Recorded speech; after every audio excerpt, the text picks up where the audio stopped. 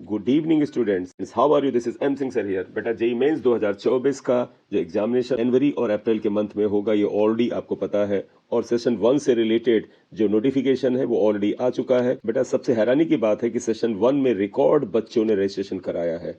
इस सेशन में 11 लाख के ऊपर बच्चे अभी रजिस्ट्रेशन करा चुके हैं और अभी 3 दिन का रजिस्ट्रेशन का टाइम बाकी है। तो ऐसी उम्मीद है करीब 12 लाख बच्चे इस बार जेई मेंस के सेशन 1 में रजिस्ट्रेशन कराएंगे। ये वीडियो मैं आपके लिए इसलिए बना रहा हूँ कि सिर्फ 3 दिन का समय बाकी है। अगर अभी भी आपने फॉर्म नहीं भरा है, रजिस्ट्रेशन नहीं कराया है तो काइंडली करा लीजिए। और इस चीज़ का बिल्कुल इंतजार मत करिए कि शायद 1-2 दिन का डेट जो है वो आगे बढ़ जाएगा, क्योंकि प्रीवियस ईयर यानी 2023 में डेट कुछ दिन आगे बढ़ी थी। देखिएगा बेटा, जेई मेंस के लिए आवेदन की अंतिम तिथि नज़दीक, सिर्फ 3 दिन बाकी हैं। पिछले बार से ज्यादा आ चुके हैं फॉर्म, ये अभ्यर्थी परेशान। अब ऑब्वियसली बात, चिंता तो बढ़ेगी क्योंकि ज्यादा बच्चा रजिस्ट्रेशन कर रहा है तो कंपटीशन टफ होने का चांस रहता है। जेई मेंस 2024 के लिए आवेदन की अंतिम तिथि बहुत नजदीक है। देश की सबसे बड़ी इंजीनियरिंग प्रवेश परीक्षा के लिए 30 नवंबर तक ही अप्लाई कर सकते हैं। मतलब आवेदन के लिए अब सिर्फ और सिर्फ 2 दिन बाकी हैं। जी, आज मैं 28 को ये वीडियो बना रहा हूं, तो इसके बाद 29 और 30 2 दिन बाकी हैं। आगे देखिएगा बेटा, जेई मेंस 2024 के लिए आवेदन की अंतिम तिथि बिल्कुल नजदीक है। देश की सबसे बड़ी इंजीनियरिंग प्रवेश परीक्षा के लिए 30 नवंबर तक ही अप्लाई कर सकते हैं। मतलब आवेदन के लिए सिर्फ 2 दिन का समय ही बाकी रह गया है। अगर अभी तक किसी इच्छुक विद्यार्थी ने आवेदन नहीं किया है तो उसे अप्लाई कर देना चाहिए। रिपोर्ट के अनुसार जेई मेंस के लिए अभी तक 11,20,000 से अधिक अभ्यर्थी आवेदन कर चुके हैं। बेटा ये 27 नवंबर की नाइट तक का, एंड तक का मैं ये डेटा बता रहा हूँ कि 27 तारीख के एंड तक करीब 11,20,000 बच्चा रजिस्ट्रेशन करा चुका है। बीते वर्ष यानी 2023 में जनवरी सत्र के लिए टोटल 8,07,000 स्टूडेंट्स ने आवेदन किया था। पिछले साल टोटल बेटा रजिस्ट्रेशन 8,60,000 था। अगर इस बार 12 लाख तक पहुंच जाता है तो ये लगभग 3,40,000 ज्यादा बच्चा है। बताया जा रहा है कि इस बार आवेदनों की संख्या 12 लाख तक जा सकती है। आवेदन प्रक्रिया खत्म होने के बाद फॉर्म में करेक्शन का भी मौका मिलेगा। इसके बाद बेटा करेक्शन की भी डेट आएगी। अगर आप, मेरा आपसे ये सजेशन है कि अगर आपने फॉर्म बिल्कुल करेक्टली भरा था और आपने चेक किया था और आपको ये लगे करेक्शन हम क्यों देखें, तो करेक्शन के लिए हम क्यों जा करके वेरिफिकेशन करें, तो ये मत करिएगा बेटा। आप सभी लोग जब करेक्शन की डेट आए तो बाकायदा आप अपने फॉर्म को ओपन करके एक एक पॉइंट को फिर से ध्यान से देख लीजिएगा।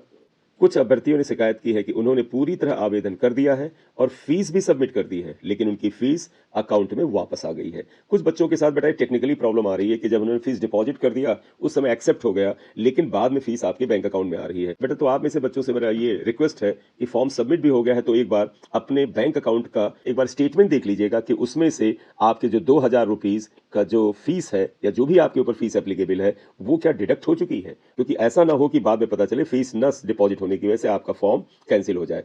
उससे आपको नुकसान ये होगा कि फेज 1 का एग्जाम या सेशन 1 का एग्जाम आप नहीं दे पाएंगे। हालांकि सेशन 2 के लिए जो अप्रैल में होगा इसके लिए दोबारा आप अप्लाई कर सकते हैं, लेकिन दोनों एग्जाम देने हैं तो ध्यान से देख लीजिएगा। उनकी फीस पेड दिखा रहा है, ये प्रॉब्लम है। मतलब जब आप जेई मेंस की वेबसाइट, जब आप एनटीए की वेबसाइट पर देखते हैं तो वहां तो फीस पेड दिखा रहा है लेकिन पैसा वापस आ गया है। ऐसी स्थिति में वह न तो दोबारा आवेदन कर पा रहे हैं, न ही दोबारा फीस का भुगतान कर पा रहे हैं। बिल्कुल, जब आपकी फीस वहां पेड है तो दोबारा तो पे कर नहीं सकते हैं। तो बेटा मेरा आपको है कि बेटा आप एनटीए की वेबसाइट पे जाइए और वहां पर जो बेटा हेल्पलाइन नंबर है उससे फोन करके आप उनसे बात करिए, अपनी स्थिति रखिए। और अगर आपको प्रॉब्लम होती है तो आप वीडियो में कमेंट करके बताइएगा, मैं हेल्पलाइन नंबर पे कॉल करके उनसे कंफर्म करके आपकी क्वेरी का जवाब दे दूंगा। तो आप एज सुन एज पॉसिबल मुझे मैसेज कर सकते हैं, आप मुझे कमेंट बॉक्स में मैसेज कर सकते हैं। इन्हें डर है कि कहीं एप्लीकेशन फॉर्म जमा कराने से वे वंचित न रह जाएं। ये डर तो है, टेक्निकल मैटर पर आपके मत्थे वो मर देंगे। जेई मेन सेशन 1 की परीक्षा 24 जनवरी और 1 फरवरी को है, नहीं 24 जनवरी से 1 फरवरी तक है। जबकि सेशन 2 की परीक्षा 1 अप्रैल और 15 अप्रैल को है, नहीं 1 अप्रैल से स्टार्ट। जबकि एग्जाम सिटी की सूचना जनवरी के दूसरे सप्ताह में दे दी जाए। फर्स्ट सेशन के लिए बेटा एग्जामिनेशन सेंटर आपका क्या है इसकी सूचना दे दी जाएगी जनवरी के फर्स्ट वीक में। एडमिट कार्ड परीक्षा से 3 दिन पहले जारी किए जाएंगे। जेई मेन सेशन 1 का रिजल्ट 12 फरवरी को आ जाएगा, यानी जो 1 फरवरी को लास्ट पेपर होगा उसके 10 दिनों के अंदर ही रिजल्ट आ जाता है। 12 फरवरी का उससे पहले भी आ सकता है, लेकिन 12 फरवरी तक पक्का आ जाएगा ये रिजल्ट। जेई मेन 2024 पिछले साल वाली मार्किंग स्कीम के अनुसार ही होगा। What is the marking scheme? BTech B paper की बात करें तो इसमें 3 विषय होंगे, मैथ्स, फिजिक्स और केमिस्ट्री। सेक्शन ए में तीनों विषयों से 20-20-20 प्रश्न होंगे। सेक्शन बी में 10-10 प्रश्न होंगे, यानी कुल 90 प्रश्न होंगे। कंप्यूटर बेस्ड परीक्षा होगी, इनमें से आपको 75 क्वेश्चन अटेम्प्ट करने होंगे। कंप्यूटर बेस्ड परीक्षा की पहली शिफ्ट 9 बजे से 12 बजे होगी और दूसरी शिफ्ट 3 बजे से शाम बजे होगी। तो इसमें आपको बेटा कुछ 75 क्वेश्चंस के आंसर करने हैं। अब यहाँ पर बेटा क्वेश्चन ये आता है कि why this year so many students are applying.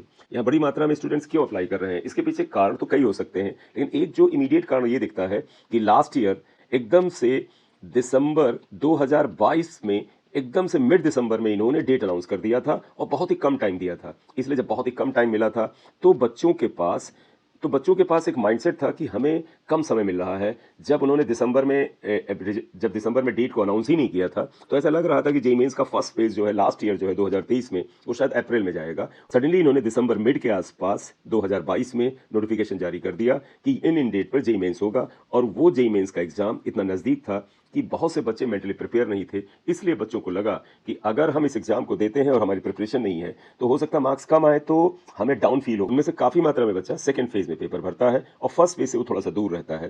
थोड़ा सा असर कोविड का भी था, क्योंकि पिछले साल तक जो एग्जाम हुआ है 2022 के एंड तक कोविड का असर खत्म तो हो गया था, लेकिन उस समय जो बच्चा 12th में आ रहा था वो उसकी 11th की पढ़ाई जो है कोविड की वजह से बाधित हुई थी। उन स्टूडेंट्स ने ऑनलाइन मोड में पढ़ाई की थी, और आपको पता है बेटा ऑनलाइन मोड जो है काफ़ी बच्चों के लिए तो फेवरेबल है, लेकिन बहुत से बच्चों को उतनी मदद नहीं कर पाता है जितनी मदद ऑफलाइन मोड करता है। इसलिए बच्चा बहुत ज़्यादा पॉजिटिव माइंडसेट में भी नहीं था। लेकिन इस साल एक तो डेट काफ़ी सही समय पर अनाउंस हो चुकी है, और इस समय रजिस्ट्रेशन का भी प्रॉपर टाइम है, और जनवरी के एंड में जब एग्जाम होगा तो बच्चा मेंटली प्रिपेयर्ड है। इसलिए वो बच्चा अपने को वेल प्रिपेयर्ड समझ रहा है। तो ज़्यादा मात्रा में बच्चा अपने को जब वेल प्रिपेयर्ड समझ रहा है तो नेचुरली वो रजिस्ट्रेशन करेगा। तो इसलिए इस बार रजिस्ट्रेशन में काफ़ी बच्चे पार्टिसिपेट कर रहे हैं। और भी कारण होंगे, लेकिन मुख्य कारणों में से ये कुछ कारण भी बड़े इंपॉर्टेंट हैं। तो इसलिए रजिस्ट्रेशन जो है इस बार काफ़ी बच्चे ने किया है। कैसे कंपटीशन टफ होगा?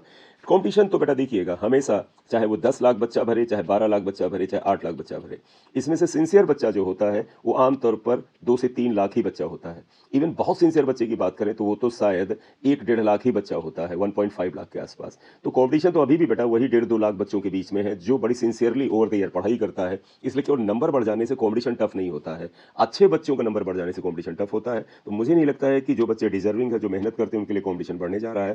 कंपटीशन तो उसी लेवल पे है, तो कंपटीशन बढ़ जाएगा। इस तरह की नेगेटिविटी बच्चों को दिमाग में नहीं लानी चाहिए। तो इस वीडियो में बेटा आपके साथ यही बात करनी थी कि अगर आपने अभी तक रजिस्ट्रेशन नहीं कराया तो काइंडली करा लीजिए। फी जमा करने से रिलेटेड जो प्रॉब्लम आ रही है उसको आप हेल्पलाइन नंबर पे कॉल करके उसे रिजॉल्व कर लीजिए। अभी आपके पास 2 दिन का टाइम है। Correct. Thank you very much for watching the video. अगर आप इस चैनल पर नए हैं तो इसे सब्सक्राइब कर दिएगा, लाइक कर दिएगा। दिस इज एम सिंह सरिया। Thank you.